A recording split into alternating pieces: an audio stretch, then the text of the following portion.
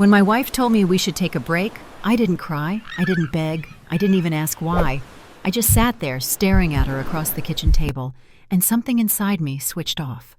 For years, I'd been trying to fix a marriage that she had already checked out of. Late-night texts to friends, suddenly working late, pulling her phone away when I walked into the room.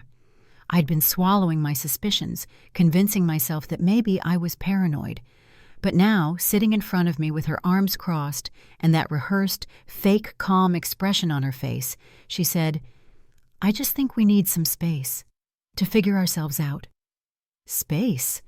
That's what people say when they've already chosen someone else. I wanted to ask her if this space had a name. I wanted to demand the truth. But instead, I smiled. "Okay," I said, "if that's what you need." And in that moment, I already knew exactly what I was going to do. It's funny, when you stop caring about someone's opinion, you start seeing everything clearly. Her sister, Emily, had always been kind to me. She was different from my wife, softer, warmer, with a laugh that actually reached her eyes. Whenever we had family dinners, Emily would ask how I was doing, not just as a polite habit, but because she genuinely wanted to know. And I'd always noticed how she'd look at her sister sometimes, like she didn't approve of the way I was treated. 2 days after my wife's little break announcement, I got a text from Emily. "I heard about what happened. Are you okay?" We talked for hours. She told me she'd never understood why her sister pushed me away. She admitted she thought I deserved better, and in that late-night conversation, I made my decision. A week later, I sent her a message. "I need to get away for a bit, just to clear my head. Want to come?" There was a pause. Then, "Where?" "Somewhere warm, somewhere beautiful, somewhere no one will find us." And that's how, 10 days after my wife told me we needed space, I was boarding a plane to a beach paradise, with her sister by my side. From the moment we landed, I felt lighter. The salty air, the sound of waves, the heat of the sun.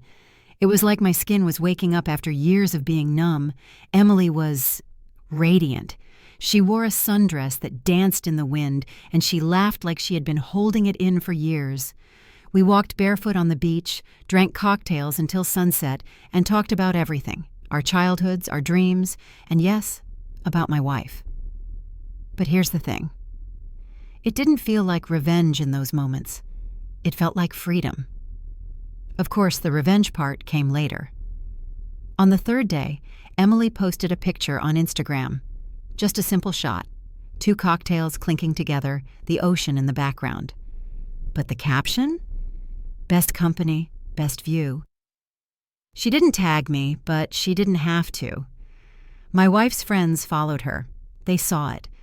And within 24 hours, my phone started lighting up. First, a text from my wife. "Where are you?" Then, "Why is Emily posting vacation pics?" Then, "Are you with her?" I didn't reply. Instead, I took a selfie. Me and Emily smiling, sunglasses on, ocean behind us. And I sent it to her with just 2 words. Taking space. When we got back, she was waiting for me in the driveway. Her face was red, her voice shaking. "You took my sister on vacation? Are you insane?" I stepped out of the car slowly, calm as ever. "You said we should take a break," I said, locking eyes with her. So I did. She started ranting about betrayal, about how I'd crossed a line. But the truth was, she'd drawn that line herself when she decided I wasn't enough for her. And then Emily got out of the car. She didn't hide. She didn't look ashamed. She stood next to me and said, "You've been treating him like garbage for years. You don't get to act like the victim now." My wife's jaw dropped. She didn't have a comeback. The fallout was brutal.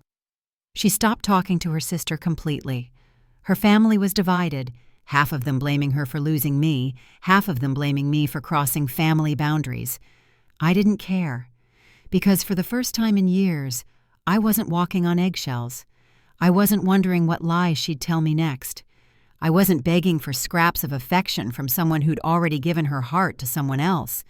Emily and I didn't rush into anything serious. We took our time. We enjoyed each other's company. No secrets, no games.